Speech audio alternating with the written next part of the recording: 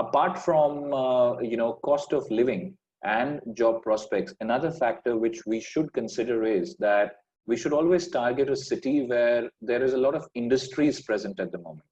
Even if you have a few industries, or let's say one major industry also, believe it or not, that is going to make a great impact in a positive way in your future prospects in that city. Because today, with the way globalization is happening, today with the way internationalization in the workforce and in the way companies are operating, India is today heavily relying on FDI as well. So all of this is creating more and more jobs. And similar story is in Canada as well. And to particularly go microscopic on Ottawa. Ottawa is not only the capital of Canada, guys. Ottawa is also the IT capital of Canada, apart from being the commercial capital. Ottawa currently has 1,800 plus IT companies, both classified as public and private, present in it, and this number is further growing year after year. What does that purely mean? Is, again, for the IT graduates, you are sorted. However, it's not only restricted to IT graduates. This is where you need to really rethink and think out of the box, that today, like I mentioned, internationalization, globalization, and the world of electronic shopping is one big example in front of us. This creates jobs today of every different faculty, every different stature, every different discipline in an IT company as well. Think about Amazon. Amazon does not only hire IT graduates. Amazon hires a large number of marketing professionals every year. Amazon, growing multiple folds every year, hires a large number of finance and accounting graduates. Amazon does have so much of back office work that it does hire a lot of admin graduates every year. So this is what you need to think about. This is how it is going to impact you. So please have multiple views or ways of looking at things when you're targeting or when you're looking at a particular location or industry. Ottawa, like I mentioned, is home to 1,800 plus IT companies. Some of the big names that are included there are IBM, Amazon, Shopify, then we have Connexa, BlackBerry, and many to mention here. So what that means is, whatever discipline you're coming from, we will definitely not only have a seat for you or possibly have a program to offer you, but after you graduate from a program at Algonquin, you would have sound chances of getting employment for yourself as well. Again, since we're talking very subjective here, I would also like to talk something which is in general very important for you guys as student, as you now head or plan to head to the Western world and establish a future and establish yourself and probably tomorrow grow there, grow yourself and grow your family there. It is very important, guys, that you focus on this one tool that is going to be sometimes making it or breaking it for you in a job prospect or a job interview, and that is the language English.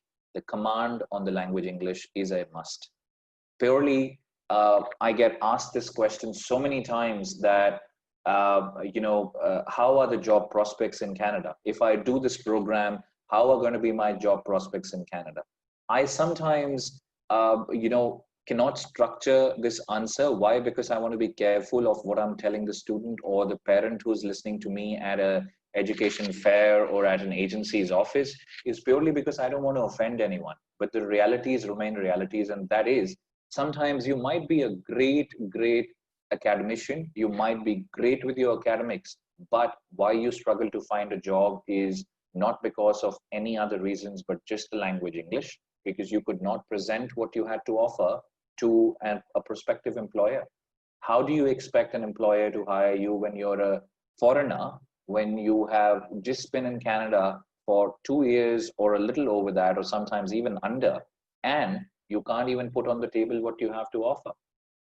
Understand this, that they work on a very high degree of probability when they're hiring a foreigner who's just been in Canada for 2 years. So you've got to appreciate their side of things as well. I would really want that along with your academics, which again, we Indians, we were very well known for studying so much. The first time when I went to Australia, it made me feel as if, we overdo things. Because in Australia, for the first time, I heard something called overqualified for a job. But again, you've got to strike the right balance from one end where you could be called overqualified. You also need to ensure that you impress the person in such a way that that overqualified turns into not overqualified, but well qualified for the job. And when well qualified is considered, it should have everything. It should have a complete package. And the language English does comprise in a very strong form in that complete package. So please focus on the language. Please don't think that you know it well enough and you will only need this much English what you need.